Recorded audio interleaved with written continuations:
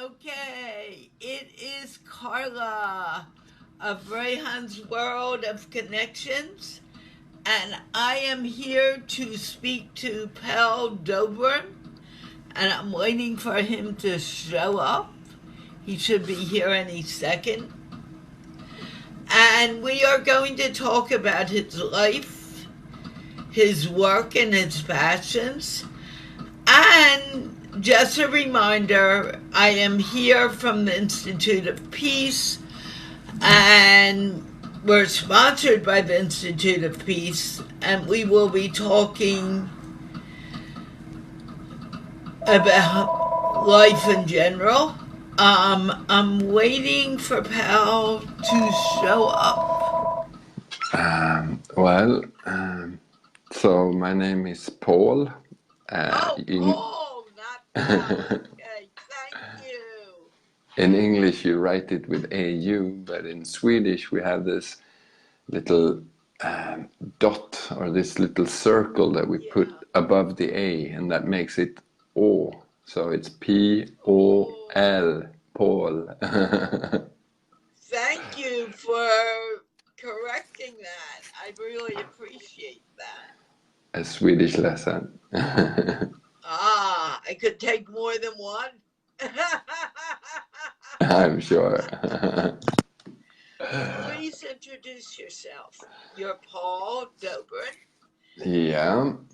So I live in Gothenburg, Sweden, and I'm 44 years. Yeah, I think so. Yeah.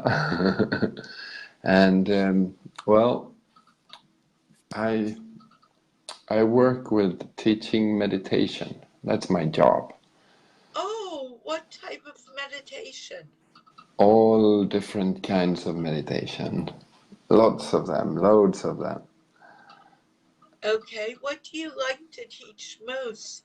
Because I have been taught to teach transcendental meditation, and I also teach laughter meditation.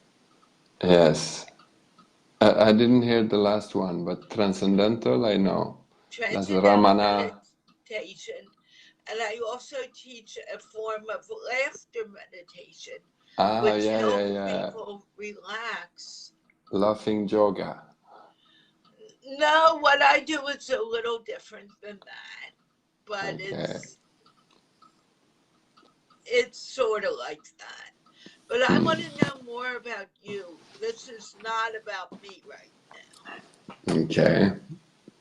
So tell So, yes, I work, I have a company and we work towards schools. We work with organizations. We develop methodology for how to, on one hand, to increase people's self-awareness, and on the other hand, to create a more positive and more inclusive culture in organizations.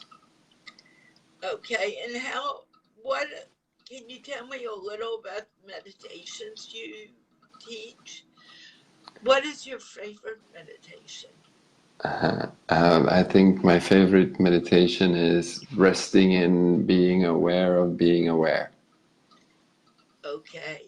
When you say being aware, what do you mean by that? Well, being aware is knowing that you know something, right? Not necessarily. Awareness is the foundation of everything. So, being aware, I mean, if we're not aware, there's no perception. Being Okay. aware, we're usually being aware of all types of different objects, but being aware of being aware is an objectless meditation, if we would call it that. Okay. Now, remember, we have people out there who probably know very little about meditation. So I want you to help them understand. When you say being aware, they may not understand what you mean. So let's see if we can get this a little clearer for them. Okay. So let's talk about paying attention instead. You can use that word, but you need to define what you mean by attention. Yes, we can see attention as a spotlight and directing our focus onto different objects inside of a larger awareness. So attention is what singles out. Let me stop you for a moment. I want you to really give some better definition of awareness so people know what you're saying. Well, I don't think I can do that. I can point to it, but I can't define it. Okay. That's what people have been point, trying to do in thousands right. and thousands of years, but there's no way of speaking directly about it. Okay, so I want you to point to it and help our viewers understand what you're talking about. Put it in very, very simple terms. There are people from all over the world who will be watching this. Mm-hmm. And we want them to understand. We want them to understand, and we do that by putting them in real simple terms. Okay, so we can start this from another angle, perhaps. Okay, that's what I was hoping for. Because I know what you're saying, but I'm not sure that everyone watching understands. Yeah. Go on. So we can start this by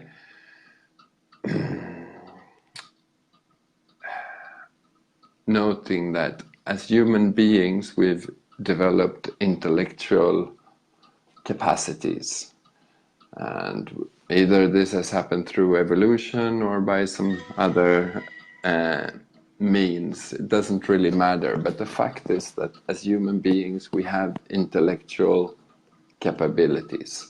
We can use this mind of us to problem solve, foresee things. We can use this mind to use symbols, language to communicate with each other. There's all different types of ways that we can use this fantastic mind on purpose. But then as soon as we don't do this on purpose, there's still activity going on in the mind. So usually we start there by making a distinction between the willful use of our intellectual capacities and the automatic processes that occur whenever we are not voluntarily using this. Do you follow me on that, Carla? Yeah, I'm following you. I may keep going. So once we make this distinction, we can start becoming more aware of what our minds are doing. Among these fantastic capabilities that human beings have developed, it's also the capability to monitor our own minds and our own bodies, and even to think or have an idea about what's going on in other people's minds. And all this is very well, but as we have this automatic processes as well, what we need to try to do is to increase our levels of awareness of what our mind is doing. When are we using it voluntarily, and when is our mind using us, so to speak? This is mainly what I teach, how to develop this faculty of paying attention on purpose to different type of objects, to train this faculty of willful use of our mental capabilities. Would you say that Okay, our minds have many thoughts, and thoughts go through our mind through, within seconds. Um, some thoughts are good, some thoughts are not so good. We can be very down on ourselves, or we can be very positive about ourselves. Hmm. What do you do to keep your mind being on the more positive side? How do you do that? And do you just say, oh, that's a good thought, I want that in my mind? Or do you need to go deeper into a better understanding of yourself? Um, there's something calling. You hear That that? I can't do anything about that Huh? phone. Okay, so if we look into the field of self-compassion, for example, that is about how we relate to this inner world, and I think many of us can attest to having this very critical inner voice, often putting down ourselves and treating ourselves harsher than we do to the people around us. We're more critical of ourselves than we are about other people. That is quite Right. common, not for everyone, but so compassion is how we relate to this inner voice, or how we relate to ourselves. But in order to be able to notice the quality of the thoughts, we need mindfulness. So mindfulness is that faculty of noticing those automatic thought streams, for example. And mindfulness can then be used to discern between wholesome and unwholesome mental processes, so that we can try to cultivate more of the wholesome ones and let go of the unwholesome ones. That could be the essence of the mind training, in other words. Can you define mindfulness for us, please? Well, there are a few different Oh, definitions. One, hold on a moment. okay, I'm holding on. I usually set this up in a different way, but to make it easier for you, set up in a way that's a little more challenging for me to deal with. I'm Okay. sorry for that, Carla. No, it's not a problem. We couldn't get it to go the other way. And I'm going to move to get out of to kind of calm down the light a little. But I want you to define the words mindfulness. Yes, so there's a few popular definitions to this, and in the West at least, or in Sweden, the most widely used one now is paying attention on purpose in the present moment, non-judgmentally. So, what does that mean? You're Paying telling attention, people not to be. What are you telling people to do? I'm not telling people anything, I'm defining mindfulness in the words Okay. of popular teachers right now. Okay. So the definition I just gave, I think this is widely used by Jon Kabat-Zinn, the founder of mindfulness-based stress reduction.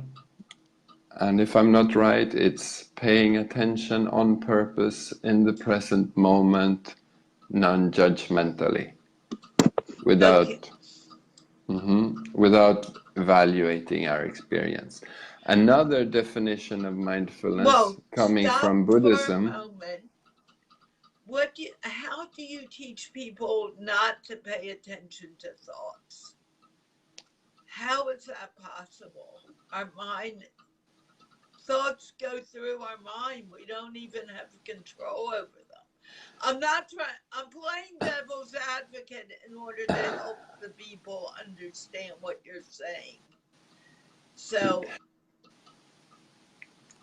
And come again, your question, how do we teach people not to pay attention to their thoughts? yeah, I Was mean, that your how do question? you do that? Well, I don't. Then what's, I don't understand what you're teaching if you're saying, oh, we're teaching people to be purposeful in their thinking, but we're not. What are you teaching them? Purposeful in thinking. No, I'm saying that mindfulness can be a tool to discern between wholesome and unwholesome mental processes. So, how do you teach that? How do people learn that? How give people, give me a better understanding of what you're So, doing. so one way of training focus or mindfulness is to choose an object and pay attention to that. And that object could be the movement of the breath in the body, the tactile sensations correlated with the inhalation and the exhalation, like the feeling of expansion and contraction when you're breathing. That's one type of object. You can pay attention to a sound.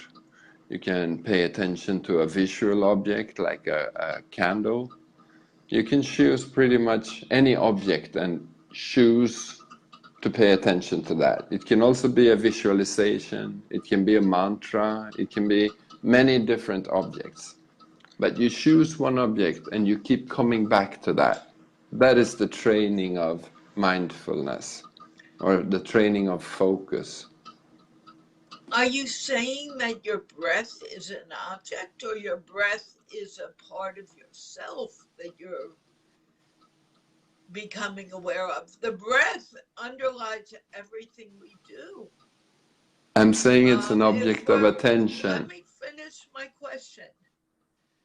The breath is, if we're not breathing, we're not on this planet. The breath doesn't change because you're in Sweden and I'm in the United States. That's always there. So how do you make people aware of this? Because actually that's what lack of awareness of breath is what keeps us from knowing who we are and knowing what we're about. So I'm wondering, how are you teaching people? It's not an object. An object is a lamp. It's an It's iPad. It's our phone. it's an object of attention, yes. In that sense, yes, it's an object. It's How maybe not a physical object, but it's still an object of meditation. Or we can use another word if you prefer. It's what we are paying attention to. so are So you go on.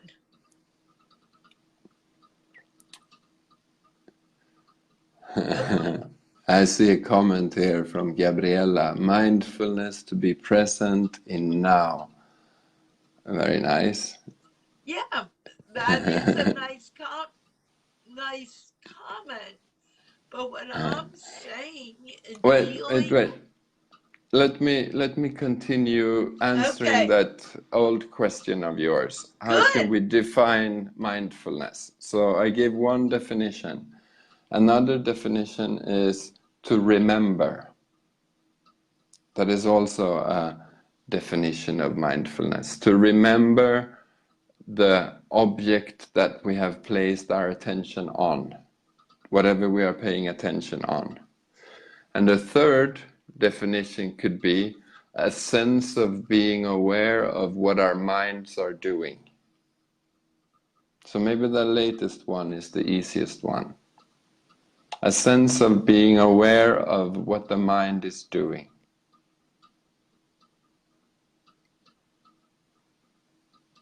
I like that, but I can't say the breath is an object. Never I mind that I'm definition. really having I'm being honest with you. I'm Yeah. having a real problem with that. Yeah, yeah, And yeah. it may be because of, it's a semantic problem. It's a use of the word. To me, Yeah. an object is this phone. It's something It's tangible, physical for right. you. Yeah. Well, But in the way I use object, also thoughts can be the objects of meditation. So thoughts they're right there. even Go on less now. tangible. That is even less tangible and less physical, right?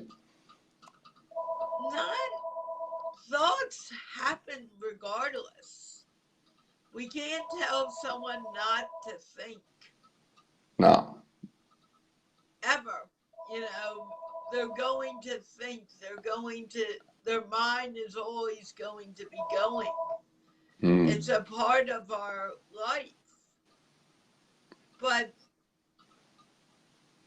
let me ask you, is there something underlying all these thoughts and all these changes that go on in our mind that cause us that if we're aware of it, life becomes a little more easy to deal with? Very nice to lead it into that. I notice that you know what you're speaking about here. Yeah, But yeah, I do. part part of what I teach. Hold on, I lost my earbud again. Uh, Go on. are you with me? So Yeah. much of the teaching I do is based on what I call the awareness model, and so we can direct our attention to different things. And many people sometime during their lifetime come to the conclusion that, wow, this thinking of mine, I don't really have any control over it. It is quite compulsive. That those thought processes are happening on their own. And when we look a little bit closer to this thinking, we also notice that it is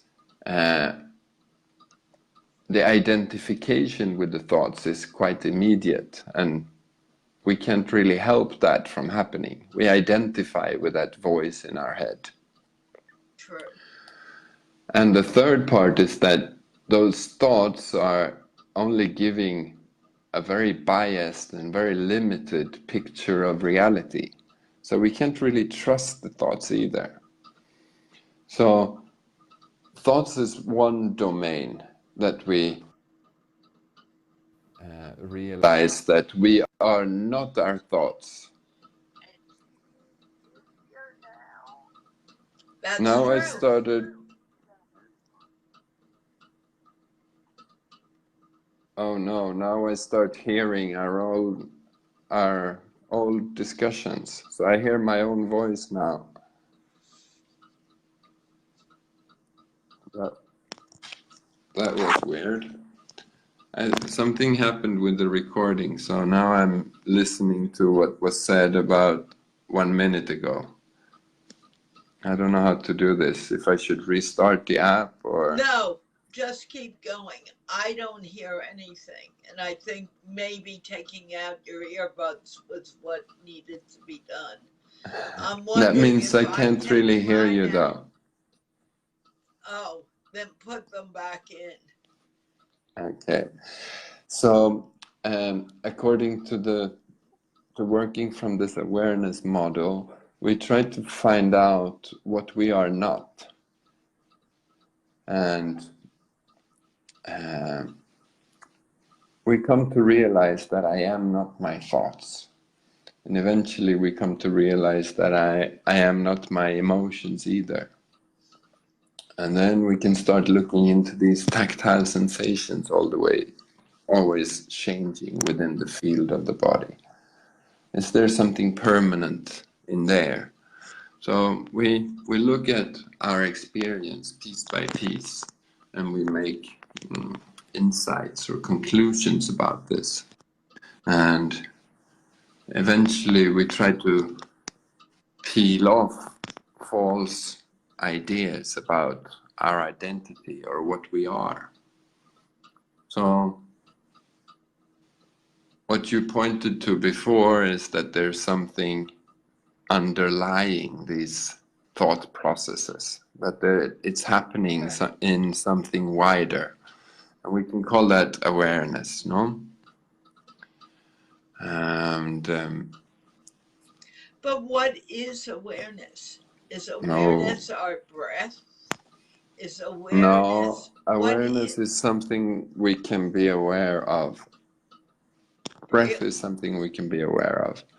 And so what the idea is that whatever we can be aware of cannot be our nature, our true nature.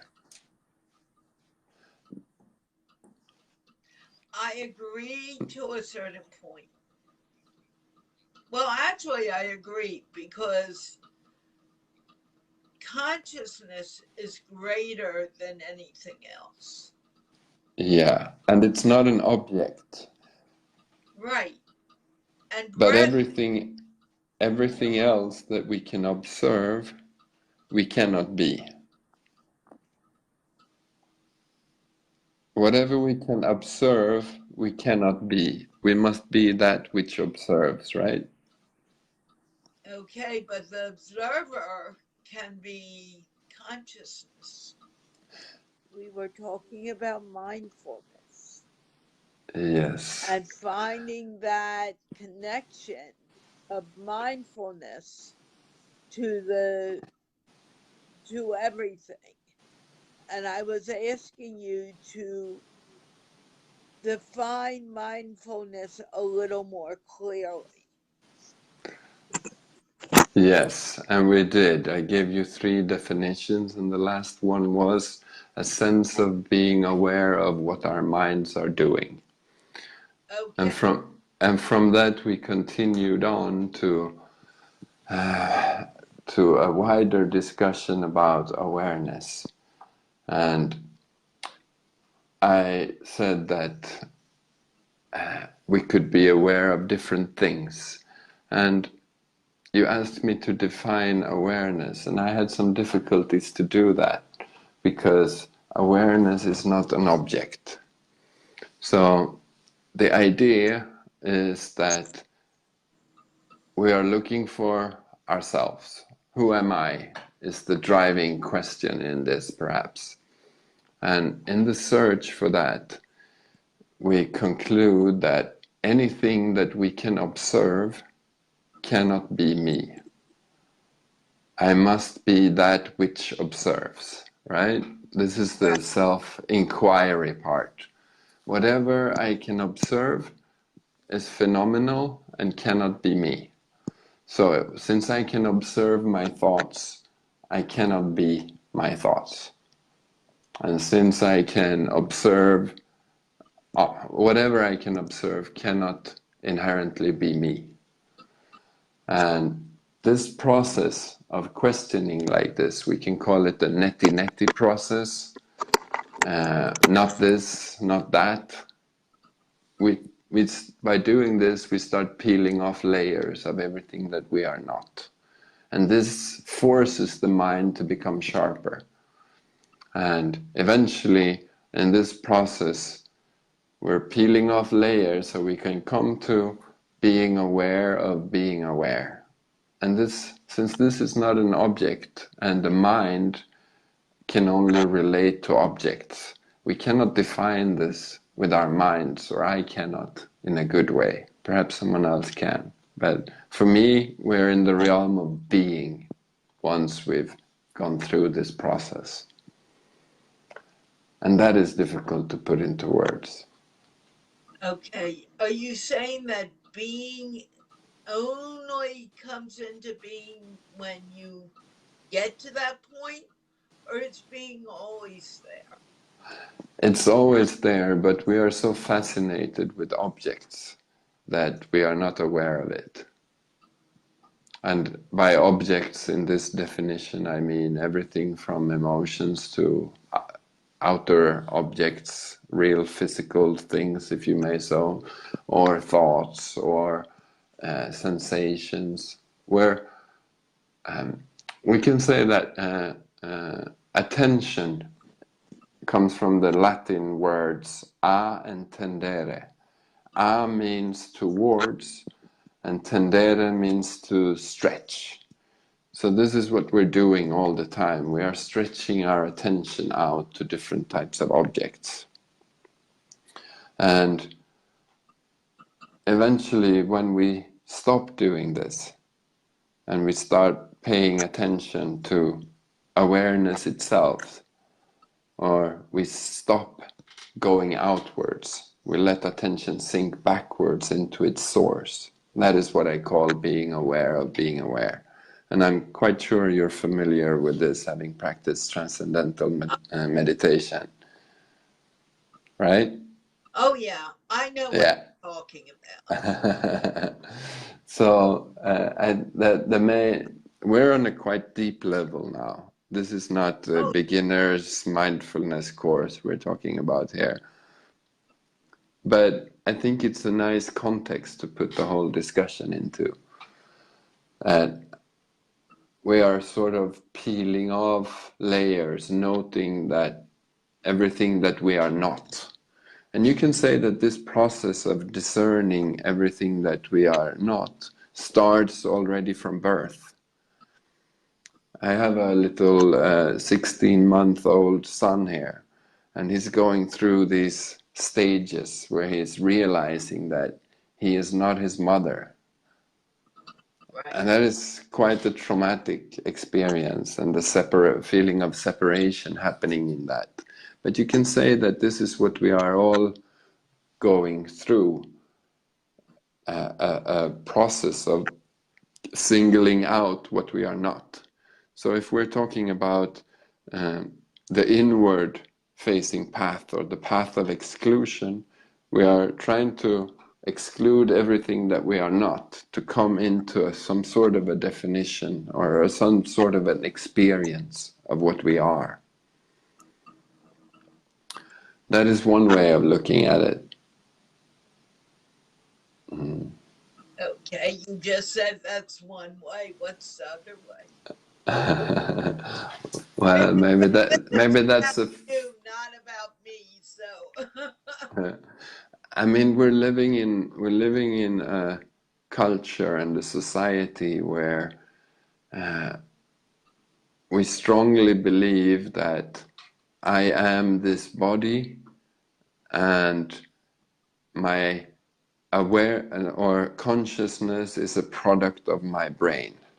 That is a fundamental belief of our society and our culture. But it is a belief, and that there is an objective, constant physical world out there. That is that is the materialistic assumption that our whole worldview is built upon. And this type of meditation that we're talking about now, it's a direct investigation into the truth of that. But I say it's a belief because our scientists have still not managed to prove that the brain, something material, gives birth to consciousness, something immaterial. It is a belief.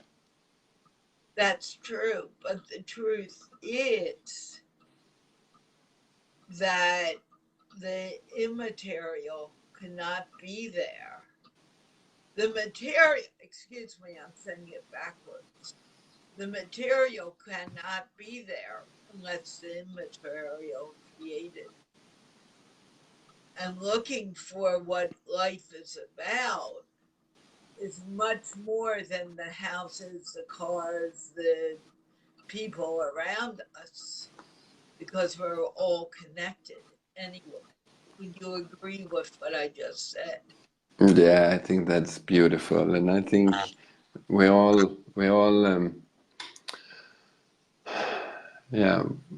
need to consider those things a bit. No, where am I searching my happiness?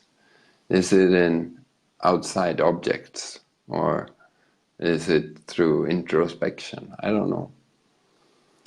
But I read a quote today and it hit me because I'm working on my own abundance mindset. I really need it tremendously.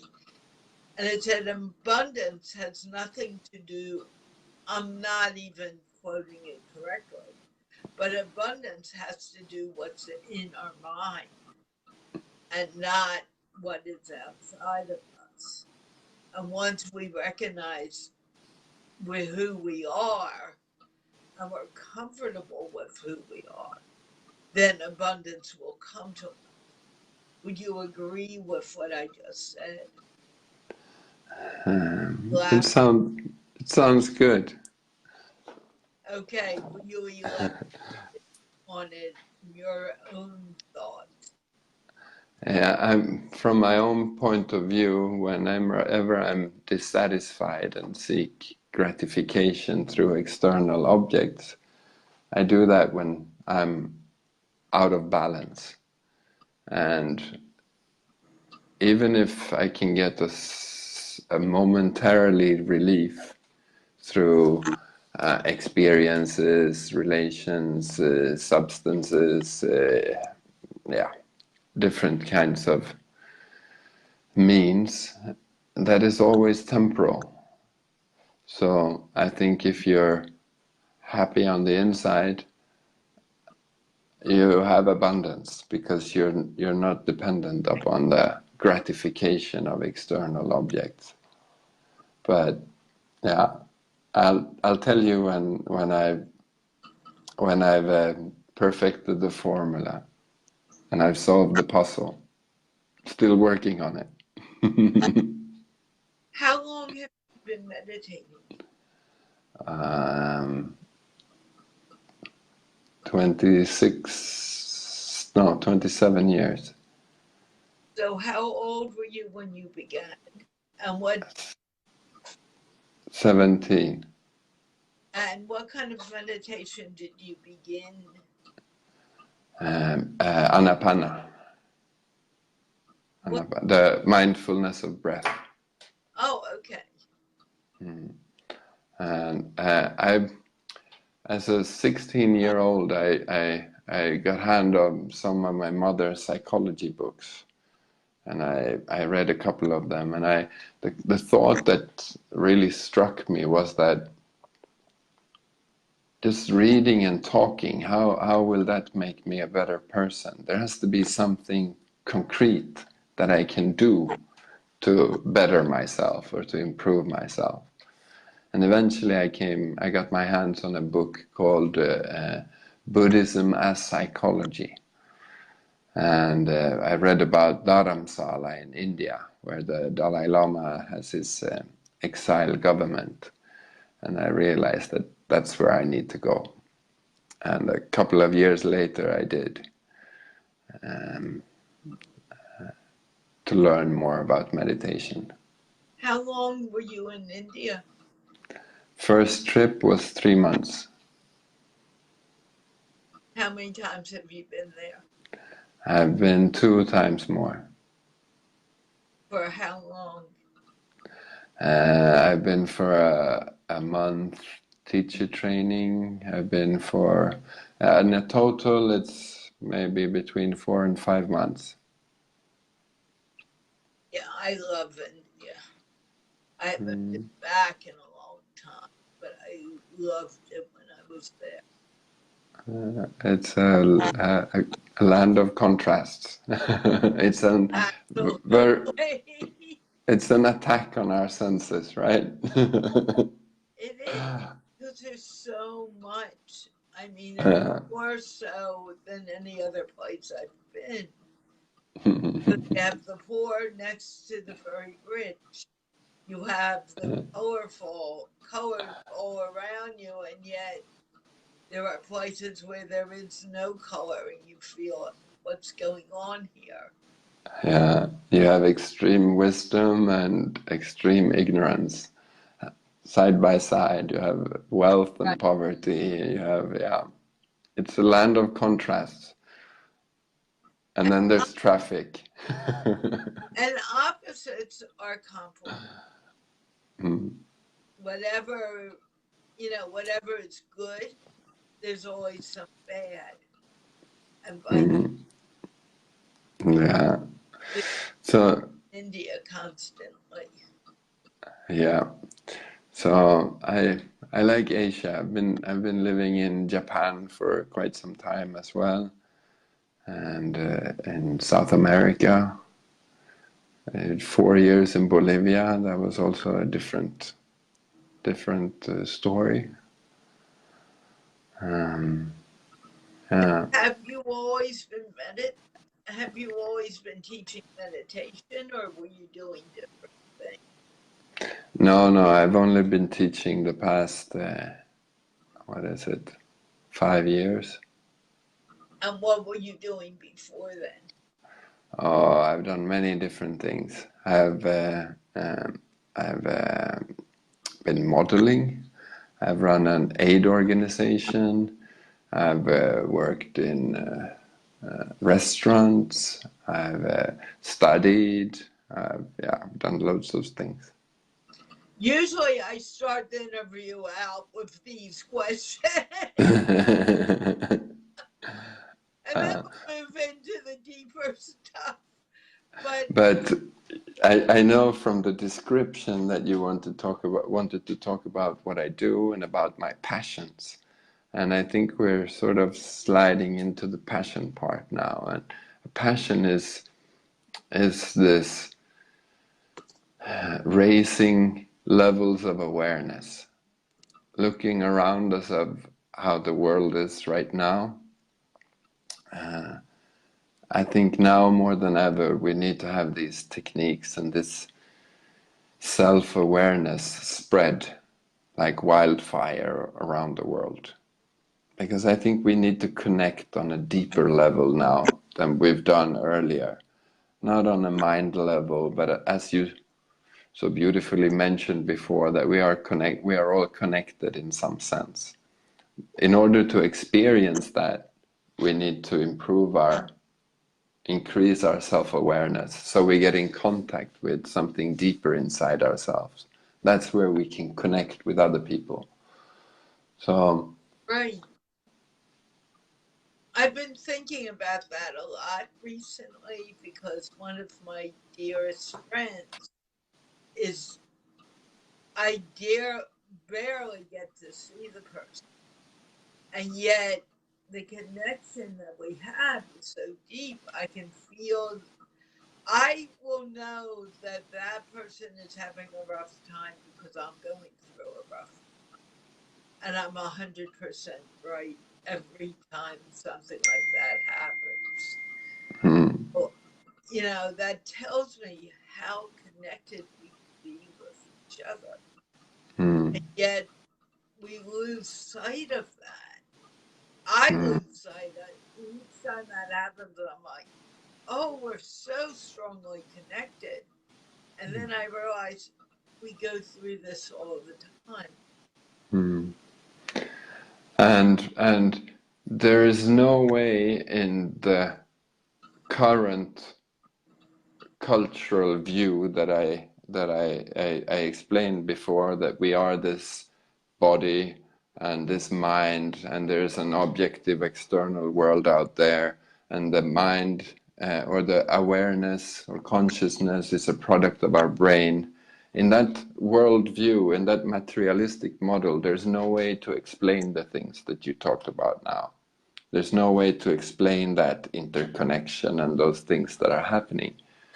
So perhaps we should keep a little bit of an open mind now to see if there's a different a different way to explain things. And perhaps the way to try to find that out is to start going inwards on a larger scale. So my mission and my passion in the world right now is to try to get this type of training and this type of exercises into organizations, working with the workplaces, Because so far, this is something that a few dedicated individuals go on a quest to find out themselves. But in order to raise awareness on a broad scale, we need to get this into our organizations and support this introspection or this development of self-awareness and rise of consciousness through our schools, through our companies, through academia, through healthcare. That's my passion. How to stimulate and speed up that process by developing methodology and teaching these skills.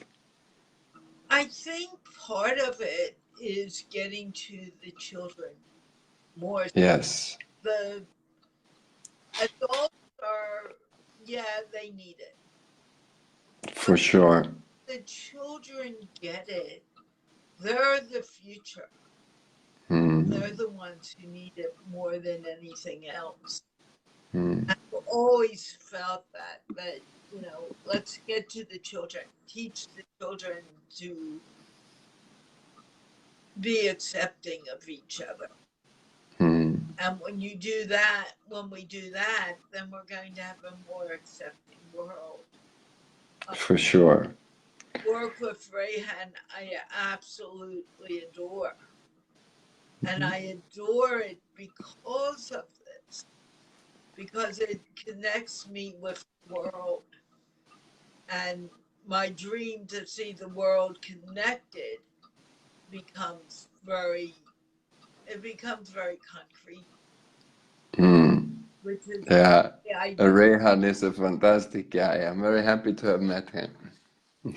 So you met him on his first trip to Sweden? I don't know if it was his first trip. I met him recently. No, I met him in Copenhagen. Oh, you met him on that trip. There was a meeting in Copenhagen for majors from different cities. So we came to meet the mayor of Karachi. Rehan introduced that to talk about social sustainability. Because he introduced us around that when he was in Copenhagen still. Yeah, that's how it comes together. And it's amazing how all of the puzzle pieces do come together. One. Yeah.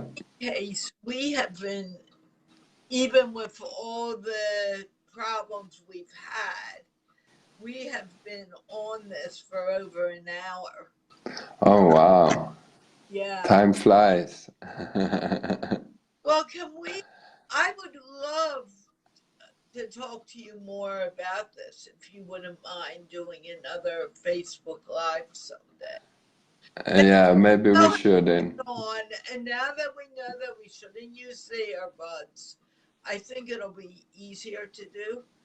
Yeah, that was difficult with the tech problems in the beginning to get it flowing, but this second part of our conversation I very much enjoyed. Yeah, so did I, because it was a real conversation. So, I'm still going to put the whole thing on my YouTube channel, and I'll send you the link. It's something that we need to keep in mind. I mean, when we begin to realize that everyone basically is the same, then peace can exist in the world. Yeah. No one is separated. The thieves are as close as those who are non-thieves. Although you don't necessarily want to realize that, but it's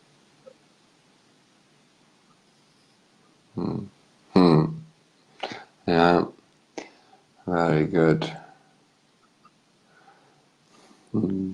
And with that, I think we should close because I have another one of these with someone who doesn't know how to do it next. So very nice talking to you, Carla. It's been very nice. Don't leave. Let me end the show Mhm. with you here. This was sponsored by the Institute of Peace, which is an online organization creating peace throughout the world with one conversation at a time. And today we had the pleasure of speaking with Paul Dobrin from Yeah, Gothenburg, Sweden. yeah, you got it right. Okay, I Thank you. couldn't get it, but when I looked at it, it looked like Pal, and I was so happy you corrected me. Well, I'm happy to be your pal as well. I'm happy to. I'm happy also. And again, I am sorry about the miscommunication about the time earlier. I would have never called you if I had known that. Well, he didn't wake up, so it was okay. Okay, well, he's asleep now.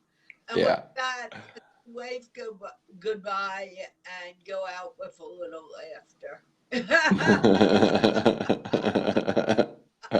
Be good. Have a good night.